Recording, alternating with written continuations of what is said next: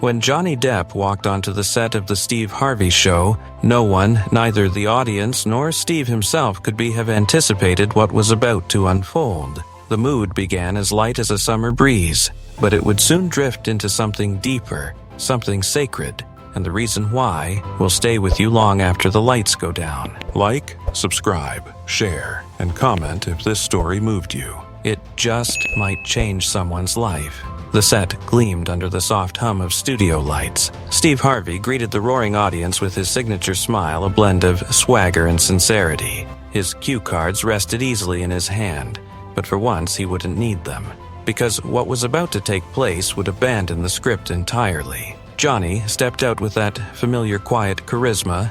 No sunglasses, no entourage. Just a simple black shirt under a casual blazer. His presence humble, almost vulnerable. He waved gently, his smile subdued as if carrying invisible weight on his shoulders. Steve welcomed him warmly, his voice laced with admiration. The media calls him the kindest man in Hollywood.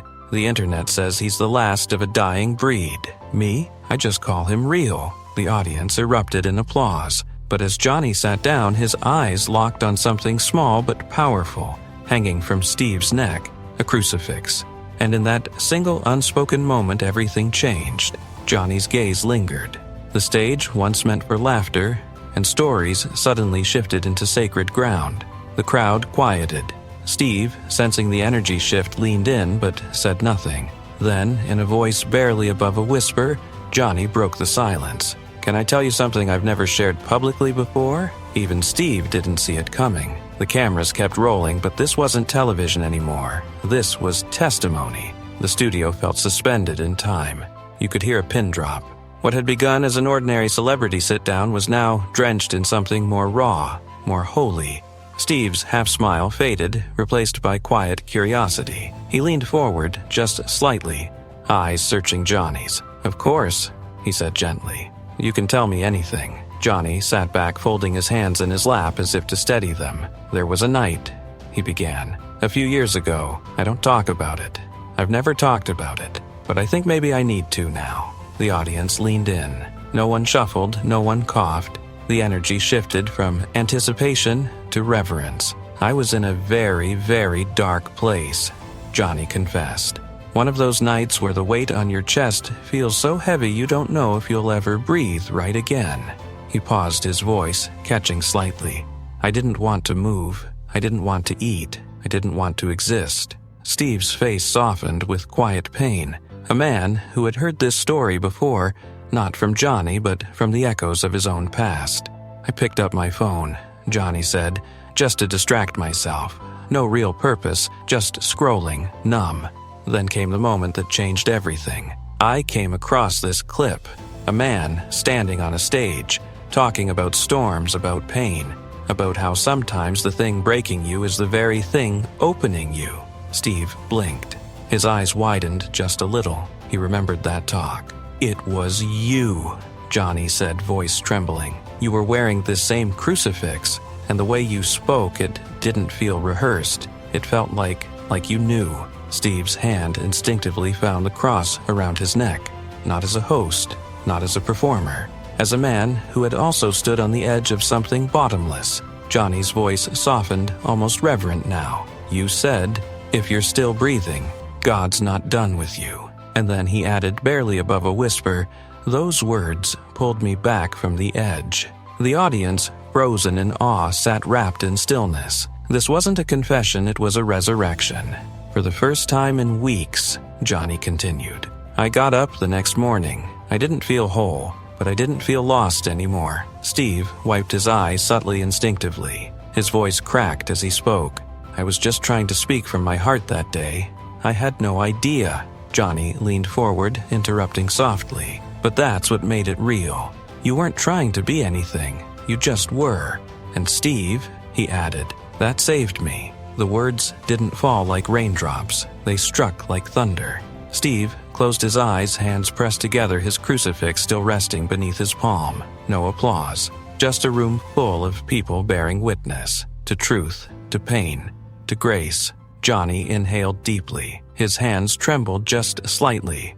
just enough for those watching to understand that what came next wasn't part of a narrative. It was memory, it was grief, and it still lived inside him.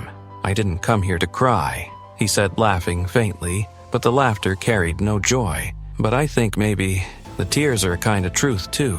Steve nodded silently, allowing space for whatever needed to be said. Johnny's gaze turned downward, his voice a low murmur. "I've lost people," he began.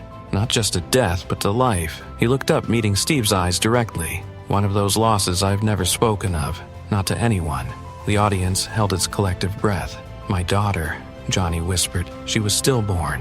Steve's entire body reacted. His breath caught his eyes, instantly clouded. "And not long after that," Johnny continued, "I lost Vanessa. She was my home."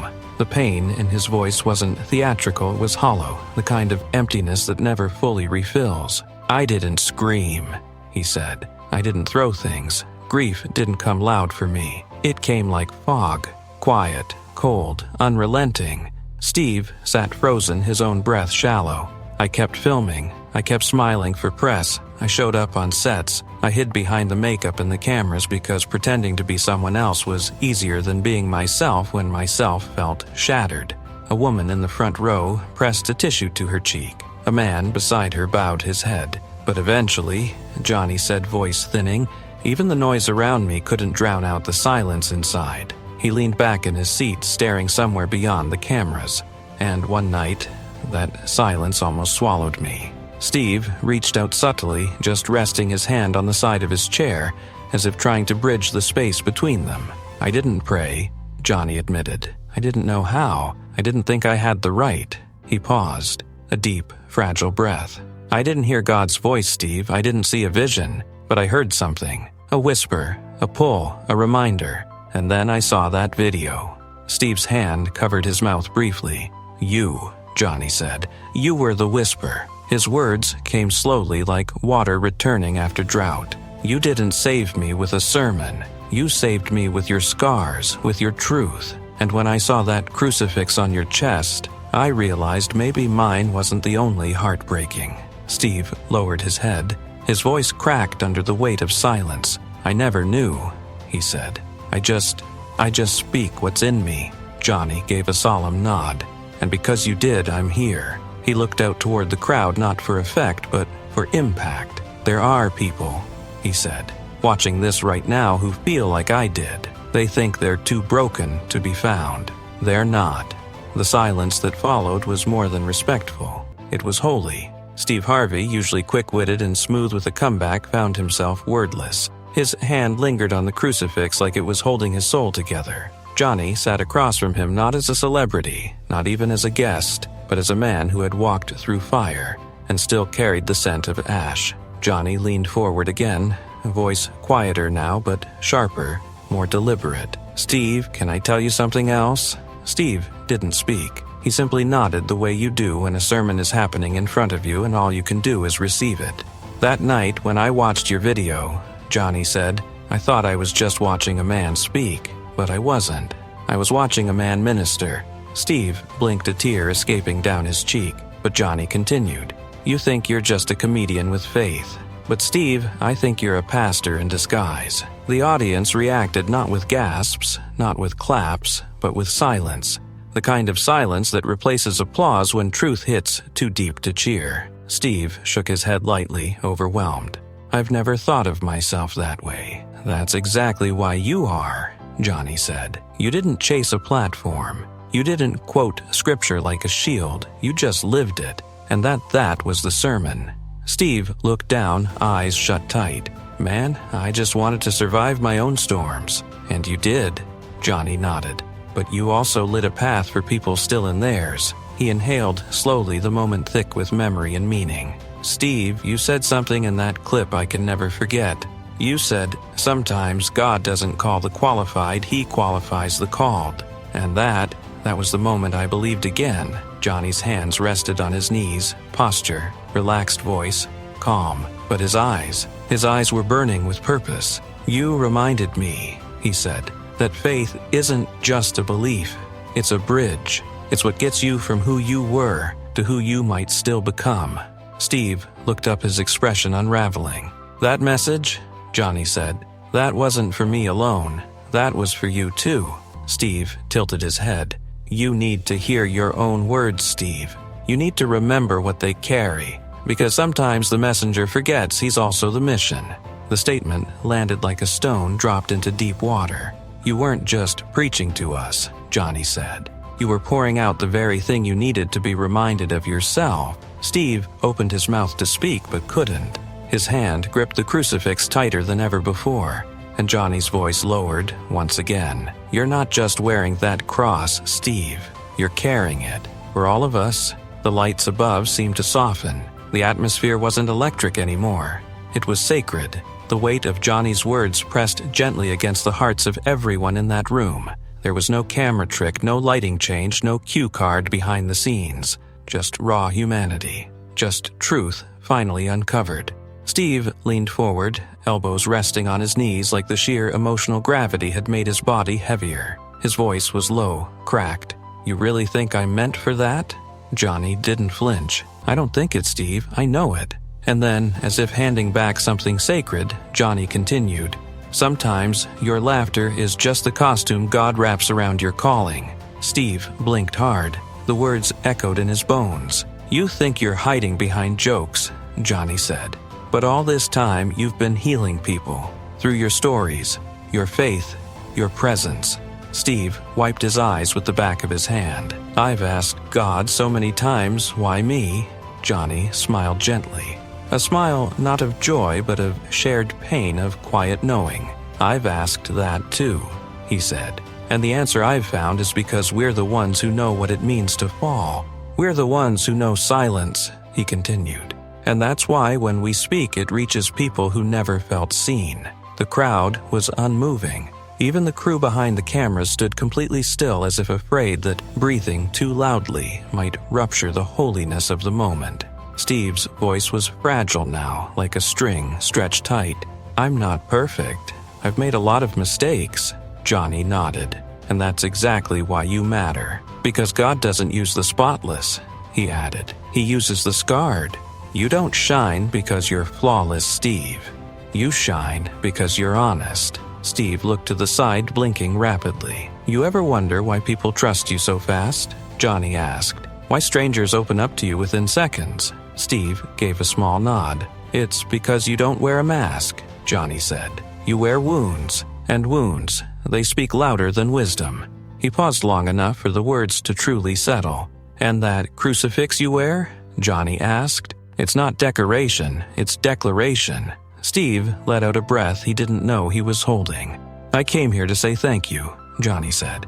"But I realize now I came here to remind you." "Remind me of what?" Steve whispered.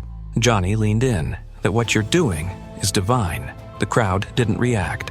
No applause, no cheer, only stillness. Because this wasn't entertainment. This was a revelation. Johnny leaned back slightly, as if surrendering to the gravity of the moment. His voice softened even more, almost reverent. "Steve, I remember every detail of that video, the way the shadows fell behind you, how your voice trembled when you said those final words." Steve nodded slowly, lips pressed together, holding back more than tears, holding back the weight of years. Johnny continued, "You said, sometimes we think our pain disqualifies us from purpose, but in God's eyes, pain is what prepares us for it.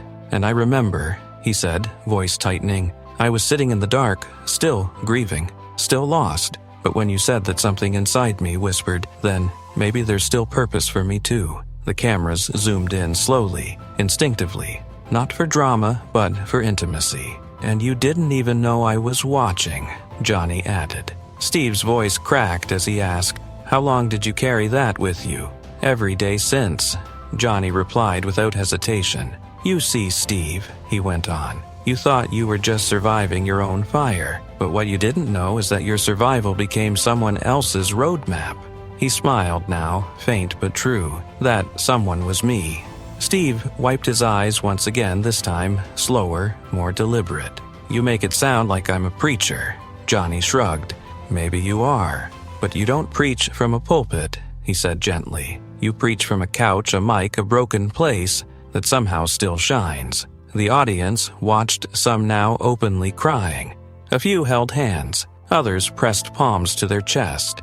Steve looked up again, his voice more steady but still trembling with awe. "You know, I thought that cross was just something I wore to stay grounded." Johnny shook his head. "It's not just a reminder. It's a signal." Steve tilted his head. "A signal to those of us who have lost our way," Johnny said. "To those still wandering in the dark, that somewhere out there someone still believes in grace." He paused. "And grace," he added, "isn't loud, it's not flashy. It doesn't need a stage, it just is." A quiet fell across the room, deeper than anything before. It wasn't silence anymore, it was stillness, a holy hush. Steve leaned in, searching Johnny's eyes. "Why do you think God used me to say all that?" Johnny answered without blinking. "Because you were willing to speak, even when you were hurting." He looked at Steve's hands. "You didn't wait to heal before you helped others. You helped while you bled." Steve swallowed hard. "And that," Johnny said, "is what makes your voice divine." He glanced around the studio, then back at Steve. "And you're not done, Steve. That crucifix, it's still shining. So that must mean God's still using you." Steve took a long breath. "Then I guess I better keep talking." Johnny nodded. "Yes, but not just talking." He leaned in, final words ready carried like a gospel. "Testifying." Steve Harvey stood slowly. Not because it was time to end the show, but because something inside him had stood up first. Something deeper than ego, something sacred. His hand rested over his heart, fingers grazing the crucifix as though it were pulsing with memory. "I've had a lot of moments on this stage," he said, voice gravelly, soaked in truth. "But none like this. None that made me feel like I wasn't hosting a show, I was part of something." Johnny rose too, the two men now facing each other not as entertainer and guest, but as brothers in brokenness, bonded by grace. "You once asked, 'Why me?'" Johnny said softly. Steve gave a small nod. Johnny stepped forward, not for drama, but to deliver what felt like a sacred message. Because people don't need a perfect man preaching perfection. They need a flawed man standing tall in the cracks. Steve's lips parted slightly. "They need a man who laughs even after crying," Johnny continued. "Who wears his faith out loud, not because he's figured it all out, but because he hasn't and still believes." Steve lowered his head, visibly shaken but rooted. "And that's you," Johnny whispered. "That's always been you." Steve exhaled slowly, and when he looked up, something had changed in his eyes. Not a sparkle, not confidence, clarity. "I always thought I was running from something," he said. "But maybe I've been running toward this." Johnny smiled. "You didn't just survive your pains, Steve. You repurposed it." Steve stepped forward again. "So, tell me this, what do I do now?" Johnny didn't hesitate. "You keep shining," he said. "You keep showing up. And you keep speaking not because you're ready, but because someone out there isn't." Steve nodded slowly. "Then I will." He turned to the audience, eyes wet but unwavering. "If you're watching this right now," he said, "and you've ever felt like giving up, I need you to hear this." He touched the cross on his chest again. "You're still here. That means God's not finished with you." The crowd, previously hushed, now stirred. Slowly, they began to rise, not clapping, not cheering, just standing, in reverence, in witness. Johnny stepped beside him. "You saved me, Steve," he said quietly, "and now you're saving even more." The music that swelled wasn't for applause. It was a hymna sound that felt like sunrise, a gentle wave washing over every soul in the room. Then Steve turned, placing a hand on Johnny's shoulder. "Let's pray," he said, and they bowed. Two men. No script, no performance, just pain repurposed into purpose, just laughter clothed in light, just faith raw, quiet, real. The cameras didn't cut away. They stayed with them. Because in that moment even the world watching through a screen felt it. The resurrection of hope.